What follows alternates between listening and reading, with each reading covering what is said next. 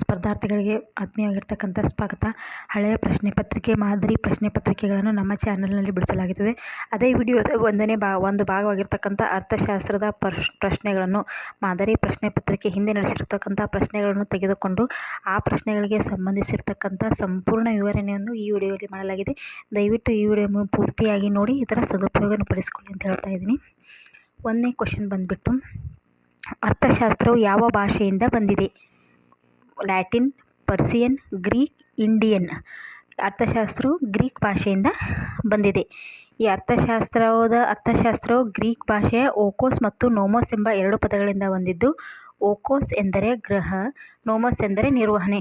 ಒಟ್ಟಾಗಿ ಅರ್ಥಶಾಸ್ತ್ರವನ್ನು ಗೃಹ ನಿರ್ವಹಣೆ ಅಂತ ಹೇಳ್ತಾರೆ. ಆದರೆ ಇದು ಅರ್ಥಶಾಸ್ತ್ರವು ಕೇವಲ ಗೃಹ ನಿರ್ವಹಣೆಗೆ ಸಂಬಂಧಿಸಿದಲ್ಲದೆ ಸಮಗ್ರವಾದ ಅರ್ಥಶಾಸ್ತ್ರವನ್ನು ಒಳಗೊಂಡಿದೆ ಅಂಥೇಳಿ ಹಲವಾರು ಅರ್ಥಶಾಸ್ತ್ರಜ್ಞರು ತಿಳಿಸಿದ್ದಾರೆ. ಎರಡನೇ ಕ್ವಶನ್ನು, ಸಂಪತ್ತಿನ ವ್ಯಾಖ್ಯೆಯನ್ನು ನೀಡಿದವರು ಯಾರು? Options A Adam Smith, options B Alfred Marshall, option C Lionel Robbins, option D Paul Samuelson. ಇದಕ್ಕೆ ಉತ್ತರ ಬಂದುಬಿಟ್ಟು ಆ್ಯಡಮ್ ಸ್ಮಿತ್. ಆ್ಯಡಮ್ ಸ್ಮಿತ್ ಅವ್ರ ಬಗ್ಗೆ ತಿಳ್ಕೊಬೇಕು, ಈ ಅರ್ಥಶಾಸ್ತ್ರದ ವ್ಯಾಖ್ಯೆಗಳ ಬಗ್ಗೆ ತಿಳ್ಕೊಬೇಕಂದ್ರೆ ಫಸ್ಟಾಗಿ 1776ರಲ್ಲಿ ರಾಷ್ಟ್ರಗಳ ಸಂಪತ್ತು ಎಂಬ ಗ್ರಂಥವನ್ನು ರಚಿಸ್ತಾರೆ ಆ್ಯಡಮ್ ಸ್ಮಿತ್ ಅವರು. ಈ ಆ್ಯಡಮ್ ಸ್ಮಿತ್ ಅವರನ್ನು ಅರ್ಥಶಾಸ್ತ್ರದ ಪಿತಾಮಹ ಅಂತ ಹೇಳಿ ಕೂಡ ಕರೀತಾರೆ. ಎರಡನೇದರಾಗಿ ಆಲ್ಫ್ರೆಡ್ ಮಾರ್ಸಲ್ ಅವರು, ಇವರು 1890ರಲ್ಲಿ ಅರ್ಥಶಾಸ್ತ್ರದ ತತ್ವಗಳು ಅಂತ ಗ್ರಂಥವನ್ನು ರಚಿಸ್ತಾರೆ ಮತ್ತು ಯೋಗಕ್ಷೇಮದ ವ್ಯಾಖ್ಯೆಯನ್ನು ನೀಡ್ತಾರೆ. ಆಮೇಲೆ ಲಿಯೋನೆಲ್ ರಾಬಿನ್ಸ್ ಅವರು 1932ರಲ್ಲಿ ಅರ್ಥವಿಜ್ಞಾನದ ಸ್ವರೂಪ ಮತ್ತು ಮಹತ್ವ ಎಂಬ ಗ್ರಂಥದಲ್ಲಿ ಕೊರತೆಯ ವ್ಯಾಖ್ಯೆಯನ್ನು ನೀಡ್ತಾರೆ. ನಿಮಗೆ ಇದನ್ನು ಹೊಂದಿಸಿ ಬರೆಯಿರುತ್ತೆ ಕೇಳ್ಬೋದು. ವ್ಯಾಖ್ಯೆಗಳು ಕೊಡ್ತಾರೆ, ಕೊರತೆಯ ವ್ಯಾಖ್ಯೆ ಈ ಥರ ಕೊಟ್ಬಿಟ್ಟು ಕೇಳ್ತಾರೆ, ಆ ರೀತಿಯೂ ಕೊಡ್ತಾರೆ. ಅದಕ್ಕೆ ನಿಮಗೆ ವಿವರಣೆ ಸಹಿತ ನೀಡಿದ್ದೀನಿ. ಮೂರನೇ ಕ್ವಶನ್ ಬಂದುಬಿಟ್ಟು, ಭಾರತದ ಅರ್ಥಶಾಸ್ತ್ರದ ಪಿತಾಮಹ ಯಾರು? Paul Samuelson, Adam Smith, Kautilya, Marshall.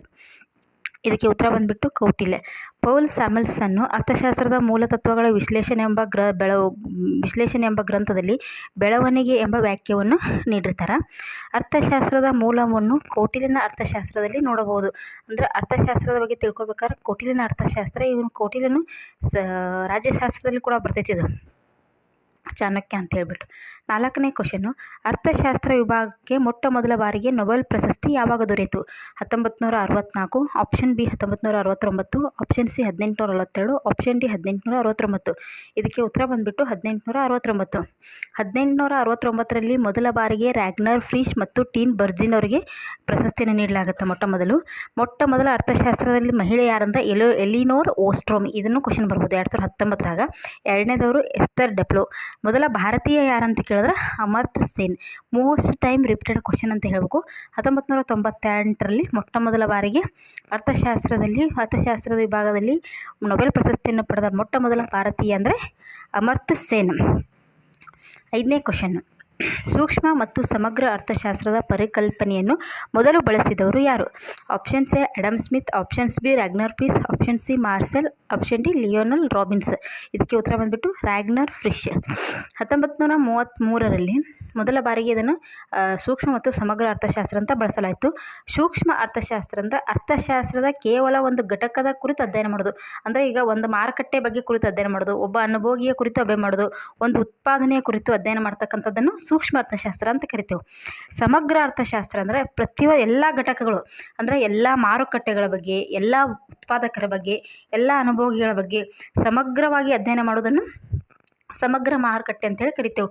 ಈ ಸಮಗ್ರ ಅರ್ಥಶಾಸ್ತ್ರವು ಏನು ಸಮಗ್ರ ಅರ್ಥಶಾಸ್ತ್ರಕ್ಕೆ ಯಾವಾಗ ಜನಪ್ರಿಯಗೊಂತಂದರೆ JM ಕೇನ್ಸ್ ಅವರು 1936ರಲ್ಲಿ ಸಾಮಾನ್ಯ ಸಿದ್ಧಾಂತ ಅಂಥೇಳಿ ಒಂದು ರಚಿಸ್ತಾರೆ. ಅವಾಗ ಇದಕ್ಕೆ ವ್ಯಾಲ್ಯೂ ಜಾಸ್ತಿ ಬರುತ್ತೆ ಸಮಗ್ರ ಅರ್ಥಶಾಸ್ತ್ರಕ್ಕೆ. 6ನೇ ಕ್ವಶನ್, ಕೆಲವು ಸರಕುಗಳನ್ನು ಒಬ್ಬ ವ್ಯಕ್ತಿಯು ಅನುಭವಿಸುವುದರಿಂದ ಮತ್ತೊಬ್ಬ ವ್ಯಕ್ತಿಯು ಆ ಸರಕುಗಳ ಅನುಭೋಗದಿಂದ ವಂಚಿತನಾಗುವುದಿಲ್ಲ. ಇಂತಹ ಸರಕುಗಳನ್ನು ಏನನ್ನುವರು? ಖಾಸಗಿ ಸರಕು, ಹೆಚ್ಚುವರಿ ಸರಕು, ಸಾರ್ವಜನಿಕ ಸರಕು, ನಿರ್ಬಂಧ ಸರಕು. ಇದಕ್ಕೆ ಉತ್ತರ ಬಂದುಬಿಟ್ಟು ಸಾರ್ವಜನಿಕ ಸರಕುಗಳು. ಈಗ ಕೇವಲ ಒಬ್ಬ ವ್ಯಕ್ತಿಗೆ ಅದನ್ನು ಅನುಭವಿಸ್ತಿಲ್ಲ, ಪ್ರತಿಯೊಬ್ಬ ವ್ಯಕ್ತಿನೂ ಅದನ್ನು ತೊಗೊಳ್ಳೋದನ್ನು ಸಾಮಾಜಿಕ ಸರಕು ಅಂತೇವೆ. ಮೊದಲ ಸಾರ್ವಜನಿಕ ಸರಕು ಅಂದ್ರೆ ಸಮುದಾಯದ ಬಯಕೆಗಳ ತೃಪ್ತಿಗಾಗಿ ಉಚಿತವಾಗಿ ಸರಕುಗಳನ್ನು ಸಾರ್ವಜನಿಕ ಸರಕುಗಳನ್ನವರು, ಉಚಿತವಾಗಿ ಸಿಗ್ತಕ್ಕಂಥ ಸರಕುಗಳನ್ನು ಸಾರ್ವಜನಿಕ ಸರಕು ಅಂತಾರೆ. ಇವುಗಳನ್ನು ಸಮಾಜ ಕಲ್ಯಾಣ ಹೆಚ್ಚಿಸುವ ಸರಕುಗಳನ್ನಾಗಿದ್ದರಿಂದ ಇವು ಸಾರ್ವಜನಿಕದ ಕ್ಷೇತ್ರದಿಂದ ಸರಬರಾಜು ಆಗ್ತವೆ. ಇದರ ಸದಾವಕಾಶ ವೆಚ್ಚವು ಶೂನ್ಯ ಆಗುತ್ತೆ, ಅಂದ್ರೆ ಫ್ರೀ ಸಿಗ್ತೈತೆ ನಿಮ್ಗೆ. ಉದಾಹರಣೆಗೆ ಶಿಕ್ಷಣ, ಗೌರ್ಮೆಂಟ್ ಗೌರ್ಮೆಂಟ್ ಶಿಕ್ಷಣ ಸಿಗ್ತೈತಿ. ಆರೋಗ್ಯ, ರಕ್ಷಣೆ, ವಿದ್ಯುತ್ ಸೌಲಭ್ಯ ಇವು ವೈಯಕ್ತಿಕ ಮತ್ತು ಖಾಸಗಿ ಬಯಕೆಗಳನ್ನು ತೃಪ್ತಿಪಡಿಸಲು ಜನರು ಉಪಯೋಗಿಸುವ ಸರಕುಗಳಿಗೆ ಖಾಸಗಿ ಸರಕು. ಖಾಸಗಿ ಸರಕು ಅಂದ್ರೆ ತಮ್ಮ ಪರ್ಸ್ನಲ್ ಆಗಿ ಉಪಯೋಗಿಸೋದು ಖಾಸಗಿ ಸರಕು. ಆಹಾರ, ಮನೋರಂಜನೆ, ಅವ್ರಿಗಿರ್ತಕ್ಕಂಥ ಒಂದು ಮನೆ ಕಟ್ಸ್ಕೊಳ್ಳೋದು ಇವೆಲ್ಲ ಖಾಸಗಿ ಸರಕುಗಳು. ಹೆಚ್ಚುಗಾರಿಕೆ ಸರಕುಗಳಂದ್ರೆ ಅನುಭೋಗಿಯ ಒಲಲುಗಳನ್ನು ಗಣನೆಗೆ ತೆಗೆದುಕೊಳ್ಳದೆ ಸಾಮಾಜಿಕ ಸರಕುಗಳ ರೀತಿಯಲ್ಲೇ ಸಾರ್ವಜನಿಕ ಆಯವ್ಯಯದ ಮೂಲಕ ಪೂರೈಕೆ ಮಾಡೋದು. ಇವು ಅಲ್ಪ ವೆಚ್ಚದ್ದಾಗಿರ್ತವೆ. ಅದು ವಸತಿ ಆಗಿರ್ಬೋದು, ಮನೆಗೆ ಕೊಡ್ತಾರಲ್ಲ ಇಂಥವು. ಆಮೇಲೆ 7ನೇ ಕ್ವಶನ್, ಎಲ್ಲ ಉತ್ಪಾದನಾ ಸಾಧನ ಸಂಪನ್ಮೂಲಗಳ ಒಡೆತನ ಮತ್ತು ನಿಯಂತ್ರಣ ಸರ್ಕಾರ ಹೊಂದಿರುವ ಅರ್ಥವ್ಯವಸ್ಥೆ ಏನೆಂದು ಕರೆಯುತ್ತಾರೆ? ಆಪ್ಷನ್ ಎ ಸಮಾಜವಾದ ಅರ್ಥವ್ಯವಸ್ಥೆ, ಆಪ್ಷನ್ ಬಿ ಬಂಡವಾಳಶಾಹಿ ಅರ್ಥವ್ಯವಸ್ಥೆ, ಆಪ್ಷನ್ ಸಿ ಮಿಶ್ರ ಅರ್ಥವ್ಯವಸ್ಥೆ, ಆಪ್ಷನ್ ಡಿ ಮುಕ್ತ ಅರ್ಥವ್ಯವಸ್ಥೆ. ಇದಕ್ಕೆ ಉತ್ತರ ಬಂದುಬಿಟ್ಟು ಸಮಾಜವಾದಿ ಅರ್ಥವ್ಯವಸ್ಥೆ. ಇದನ್ನು ಕೇಂದ್ರೀಯ ಯೋಜಿತ ಅರ್ಥವ್ಯವಸ್ಥೆ ಅಂತ ಕೂಡ ಕರೀತಾರೆ. ಸಮಾಜವಾದಿ ಅರ್ಥವ್ಯವಸ್ಥೆಯನ್ನು ಕೇಂದ್ರೀಯ ಯೋಜನಾ ಪ್ರಾಧಿಕಾರ ಯೋಜನೆಗಳನ್ನು ರೂಪಿಸುವುದು, ಆರ್ಥಿಕ ಚಟುವಟಿಕೆಗಳನ್ನು ನಿಯಂತ್ರಿಸಲು ಇದು ಕಾರ್ಲ್ ಮಾರ್ಕ್ಸ್ ವಿಚಾರಧಾರೆಗಳಲ್ಲಿ ನೋಡಬಹುದು. ಸಮಾಜವಾದಿ ಅರ್ಥವ್ಯವಸ್ಥೆಯಲ್ಲಿ ಏನನ್ನು ಉತ್ಪಾದಿಸಬೇಕು, ಹೇಗೆ ಉತ್ಪಾದಿಸಬೇಕು, ಯಾರಿಗಾಗಿ ಉತ್ಪಾದಿಸಬೇಕು ಮತ್ತು ಹೇಗೆ ಹಂಚಿಕೆ ಮಾಡಬೇಕೆಂಬ ನಿರ್ಧಾರವನ್ನು ಕೇಂದ್ರೀಯ ಯೋಜನಾ ಪ್ರಾಧಿಕಾರ ಕೈಗೊಳ್ತೈತಿ. ನೋಡಿ, ಇದು ಆರ್ಥಿಕ ಚಟುವಟಿಕೆಗಳನ್ನು ನಿಯಂತ್ರಿಸುವುದೆಲ್ಲ ಯಾವುದು? ಕೇಂದ್ರೀಯ ಯೋಜನಾ ಪ್ರಾಧಿಕಾರ. ಅಂದರೆ ಇದೆಲ್ಲ ಸರ್ಕಾರದ ಅಡಿಯಲ್ಲಿ ಬರ್ತಕ್ಕಂಥದ್ದು. ಇದನ್ನು ಉತ್ಪಾದನೆ ಮಾಡುವ ಹಕ್ಕೂ ಸರ್ಕಾರಕ್ಕಿರುತ್ತೆ ಮತ್ತು ಇದನ್ನು ಹಂಚಿಕೆ ಮಾಡುವ ಹಕ್ಕು ಕೂಡ ಸರ್ಕಾರಕ್ಕಿರುತ್ತೆ. ಆದ್ದರಿಂದ ಇದನ್ನು ಸಮಾಜವಾದಿ ವ್ಯವಸ್ಥೆ ಅಂತೇಳಿ ಕರೀತಾರೆ.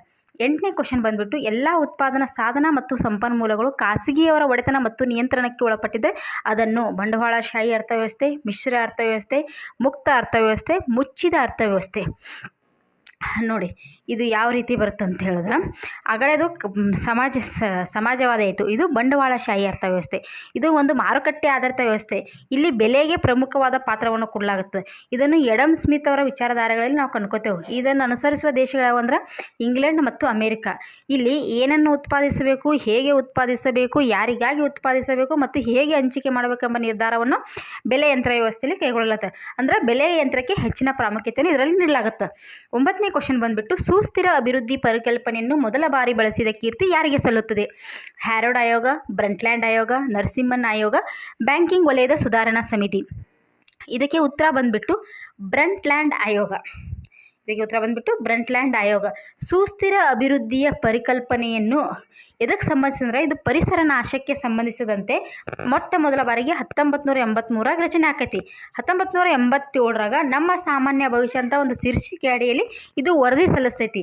ಮೊಟ್ಟ ಮೊದಲ ಬಾರಿಗೆ ಸುಸ್ಥಿರ ಅಭಿವೃದ್ಧಿ ಅಂದರೆ ಇಂದಿನ ಪೀಳಿಗೆಯ ಆಶೆ ಆಕಾಂಕ್ಷೆಗಳೊಂದಿಗೆ ಯಾವುದೇ ರಾಜಿ ಇಲ್ಲದೆ ಮುಂದಿನ ಜನಾಂಗದ ಆಶೆ ಅಗತ್ಯತೆಗಳನ್ನು ಪೂರೈಸುವ ಪ್ರಕ್ರಿಯೆಗೆ ನಾವೇನಂತೇವೆ? ಸುಸ್ಥಿರ ಅಭಿವೃದ್ಧಿ ಅಂತ ಕರಿತೇವೆ. ಅಂದ್ರೆ ಮುಂದಿನ ಜನಕ್ಕೆ ಯಾವುದೇ ರೀತಿ ತೊಂದರೆ ಆಗದೇ ಇರುವಂತೆ ಅದನ್ನು ಪರಿಸರವನ್ನು ರಕ್ಷಣೆ ಮಾಡೋದು, ಮುಂದಿನ ಒಂದು ಜನಕ್ಕೆ ರಕ್ಷಣೆ ಮಾಡುವ ಸಲುವಾಗಿ ಒಂದು ಆಯೋಗವನ್ನು ರಚಿಸುವುದನ್ನೇ ಸುಸ್ಥಿರ ಅಭಿವೃದ್ಧಿ ಅಂತ ಹೇಳಿ. ಈ ಸುಸ್ಥಿರ ಅಭಿವೃದ್ಧಿಯಲ್ಲಿ ಇಷ್ಟು ಗುರಿಗಳಂತದವು, 30 ಗುರಿಗಳು. ಅದ್ರ ಬಗ್ಗೆ ನೆಕ್ಸ್ಟ್ ಕ್ಲಾಸಲ್ಲಿ ಡೀಪಾಗಿ ಹೇಳ್ಕೊತ ಹೋಗೋಣ. 10ನೇ ಕ್ವಶನ್, ಸುಸ್ಥಿರ ಅಭಿವೃದ್ಧಿ ಮತ್ತು ಪರಿಸರ ಸಂರಕ್ಷಣೆ ಮತ್ತು ಹವಾಮಾನ ವೈಪರೀತ್ಯಗಳಿಗೆ ಸಂಬಂಧಿಸಿದ ಸೂಕ್ತ ಯೋಜನೆಗಳಿಗೆ ಕಡಿಮೆ ವೆಚ್ಚದಲ್ಲಿ ಬಂಡವಾಳವನ್ನು ಸಂಗ್ರಹಿಸುವುದು ಡ್ಯಾಶ್ಗಳನ್ನು ಬಳಸುತ್ತಾರೆ. ಅಂದ್ರೆ ಕಾರ್ಬನ್ ತೆರಿಗೆ, ಗ್ರೀನ್ ಬಾಂಡ್, ಪರಿಸರ ಬಾಂಡ್, ಸೇವಾ ತೆರಿಗೆ. ಉತ್ತರ ಬಂದ್ಬಿಟ್ಟು ಗ್ರೀನ್ ಬಾಂಡ್. ಅಂದ್ರೆ ಸುಸ್ಥಿರ ಅಭಿವೃದ್ಧಿ ಮತ್ತು ಪರಿಸರ ಸಂರಕ್ಷಣೆ ಹವಾಮಾನಕ್ಕಾಗಿ ಹಣವನ್ನು ಸಂಗ್ರಹ ಮಾಡೋದು.